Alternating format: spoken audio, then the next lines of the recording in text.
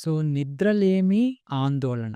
ఆందోళన అంటే యూజువల్‌గా మన పర్యాయ పదాల్లో యాంగ్జైటీ అంటాం కదా! సో, ఈ యాంగ్జైటీ ఇన్సామ్నియాకి ఎలా దారితీస్తుంది? సో, గురించి మాట్లాడుకుందాం. బేసికల్లీ ఈ ఆందోళనతో ఏంటి అంటే ఓవర్ థింకింగ్ కావచ్చు, నెగెటివ్ థాట్స్ కావచ్చు, డైలీ యాక్టివిటీస్‌లో డిస్టర్బెన్స్ కావచ్చు, సెక్షువల్ థాట్స్ తగ్గిపోవటం కావచ్చు, ఇరిటబిలిటీ చికాకు విపరీతంగా ఉండటం కావచ్చు. వీటన్నిటితో పాటు ముఖ్యంగా డిస్టర్బ్ అయ్యేది బయోలాజికల్ ఫ్యాక్టర్స్‌లో స్లీప్. స్లీప్ ఏమవుతుంది అంటే అసలు నాకు నిద్ర రాదేమో అన్న భావంతోనే యాంగ్జైటీ మొదలైపోతుంది. సో, అతను బెడ్ మీదకి వెళ్ళేటప్పుడే నాకు నిద్ర రాదు అని నిర్ణయించుకొని వెళ్తాడు. అదే ఓవర్ థింకింగ్ నెగెటివ్ థాట్స్‌తో నిద్ర పట్టదు. That itself triggers his anxiety. So, నిద్ర రాదు అనేదే అనుకుంటాం కానీ బేసికల్లీ ఈ యాంగ్జైటీ వల్ల నిద్ర రాదు అనేది తెలుసుకోవాలి. సో, దీనికేదో నిద్ర మాత్రలు పెట్టేసి ట్రీట్మెంట్ ఇవ్వటం కాదు.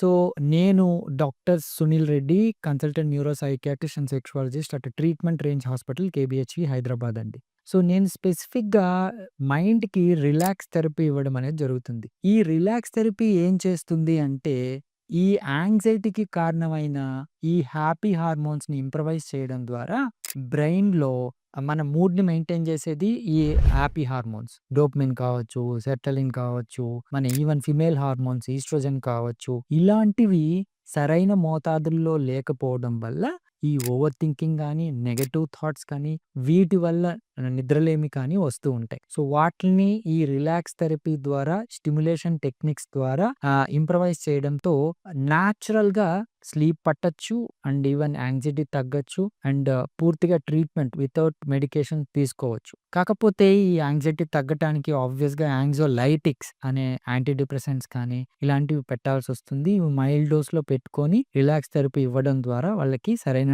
ట్రీట్మెంట్ ఇవ్వచ్చు. సో, ఇతనికి నిద్ర రాదు అనే భయంతోనే బెడ్ మీదకి వెళ్తే యాంగ్జైటీ ఎలా స్టార్ట్ అవుతుంది అంటే, ఇవి అంతా ఫస్టు ఓవర్ థింకింగ్ స్టార్ట్ అవుతుంది. రాను రాను ఇతని కాన్సంట్రేషన్ అంతా నిద్ర మీద పడుతుంది. బేసికల్లీ ఆ విధంగా నిద్ర రాదు కానీ, ఇది బేసిక్ ఇన్సామ్నియా కాదు. కొద్దిగా కష్టపడి ఎక్సర్‌సైజులు చేస్తే నిద్రొస్తుంది అనుకుంటాం. బట్ స్టిల్ అతను ఓవర్ థింకింగు ఎందుకు రాదు? ఎందుకు రాదు? అంతా బానే ఉంది కదా!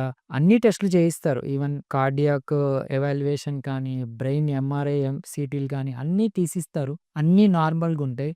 బట్ స్టిల్ ఇతనికి నిద్ర రాదు. ఫైనల్లీ ఏం చేస్తారు అంటే నిద్ర మాత్రల మీద ఆధారపడిపోతారు. అంటే మీకు తెలిసే ఉంటాయి రెస్టిల్ కానీ, ఇలాంటి వాటిల మీద రోజు దాన్ని వేసుకోవడం, పనుకోవడం. ఒకరోజు రెస్టిల్ మాత్ర లేకపోతే నిద్ర పట్టకపోవటం. సో, ఇవన్నీ కూడా ఈ జనరలైజ్డ్ యాంగ్జైటీకి మెడికేషన్సే కాకుండా రిలాక్స్ థెరపీ అనేది కూడా ఉంది. ఇది న్యాచురల్‌గా మన హ్యాపీ హార్మోన్స్‌ని బూస్ట్ చేసి మనకు మంచిగా వితౌట్ మెడికేషన్ తో మనకు నిద్ర పట్టేటట్టు చేస్తాయి. సో, ఈ రిలాక్స్ థెరపీ వల్ల యాంటీ డిప్రెసెంట్స్ పెట్టొచ్చు కానీ నేను బెంజోస్‌కి అంటే ఇట్లాంటి ఆల్ప్రజోలమ్, రెస్టిల్ అంటే ఆల్ప్రజోలము అట్లాంటి వాటిని వీలైనంత వరకు మనము తగ్గించుకొని ఆపేయడం అనేది మంచిది. So, thank you. ఇది యూజ్ చేసుకోండి.